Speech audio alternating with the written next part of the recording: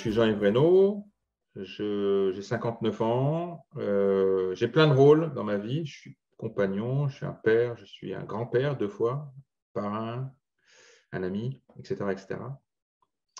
Mais si je dois me présenter, résumer ma vie en un seul mot, en fait, je dirais que c'est le mot rencontre. Ma vie, elle est rythmée, elle est nourrie par des rencontres. Voilà. Alors, je suis aussi un grand épris de liberté, et puis je cherche toujours, tout le temps à grandir. Je fais 1,74 m, c'est peut-être à cause de ça, je ne sais pas. Donc, comme je suis épris de liberté et cherche toujours à grandir, j'ai été pendant 25 ans un manager assez atypique, un directeur même assez atypique. Et puis, il y a une dizaine d'années, ça me démangeait. J'ai décidé de changer de métier, d'accompagner complètement des transformations, qu'elles soient individuelles ou collectives. Voilà. Donc, je suis devenu coach en entreprise. Et mon dernier projet pour changer le monde, puisqu'il s'agit de ça, s'appelle les Belles Foirées. L'objectif des Belles Foirées, c'est de changer le regard, changer le rapport qu'on a avec l'échec, rapport que je trouve presque toxique aujourd'hui. Donc, les Belles Foirées, ce sont quoi? Ce sont des soirées où 3 ou 4 orateurs ou oratrices viennent partager un échec. Ils viennent partager ce qu'ils en ont appris, ce qu'ils font de différent maintenant. C'est un partage qui se fait avec le cœur, en fait. C'est un partage qui se fait avec humilité, avec beaucoup d'authenticité. Et c'est pour ça qu'il y a un vrai travail qui est préparatoire qui est fait avec les intervenants et les intervenantes. Voilà. Donc, les troisièmes Belles Forêts, elles ont eu lieu le 27 septembre et on a encore eu des retours qui étaient magiques. Et puis, il y en a une prévue en novembre à Toulouse et puis d'autres à Paris, à Bordeaux et à Montpellier, évidemment, plutôt pour 2023. Quelle est la différence entre un échec et une erreur?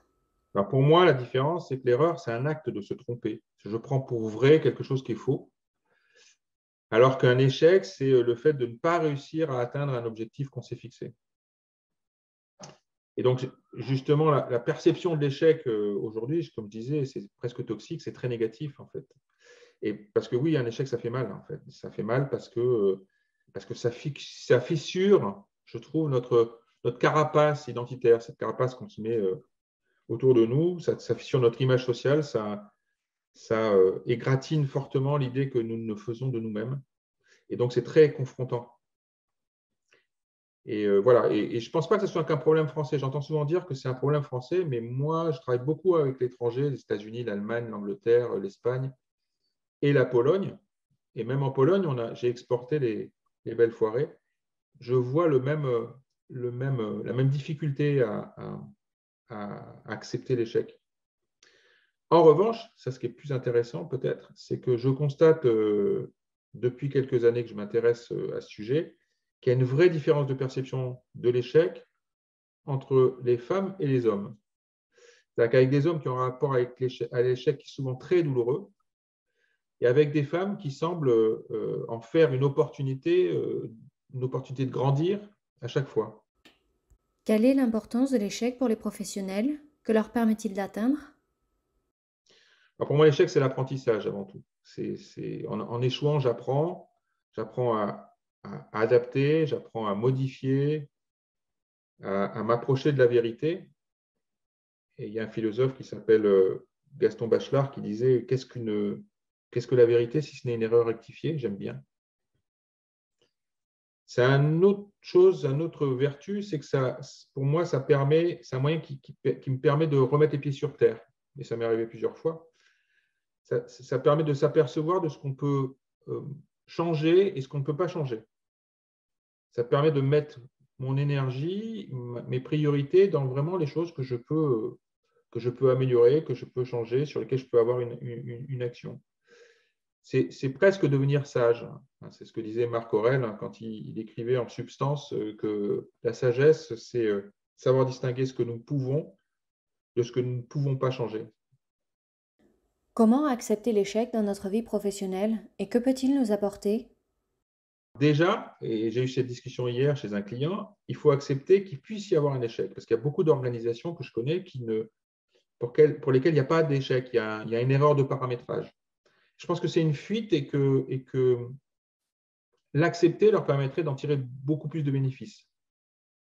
Comme j'ai dit, l'échec, c'est un moyen d'apprendre. Il y a d'ailleurs un proverbe japonais qui dit on apprend peu par la victoire, mais beaucoup par l'échec.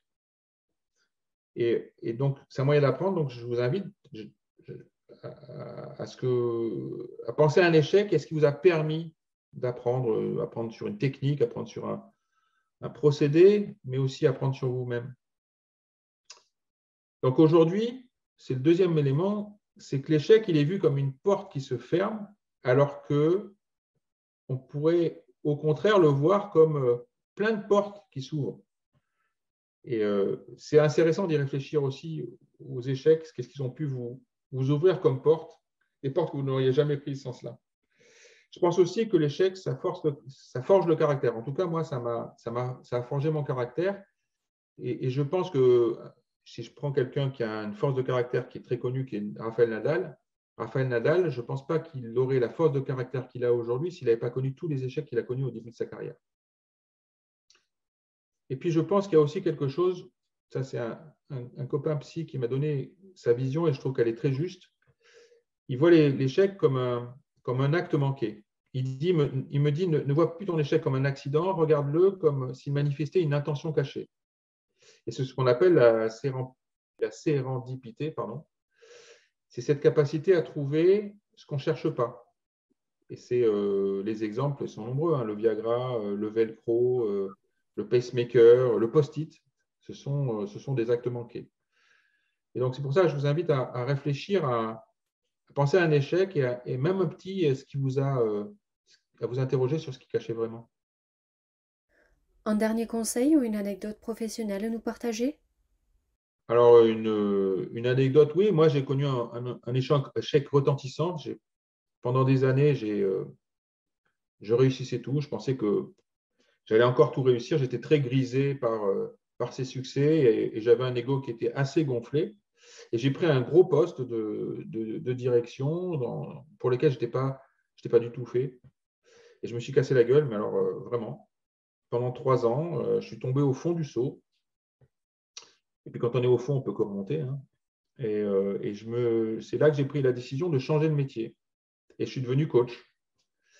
Et en fait, c'est un métier que j'adore et où je me sens extrêmement bien aligné. Et je ne pense pas que j'aurais pris cette décision si je n'avais pas connu cet échec très fort. Donc, ça m'a permis de me réaliser professionnellement et personnellement aussi d'ailleurs.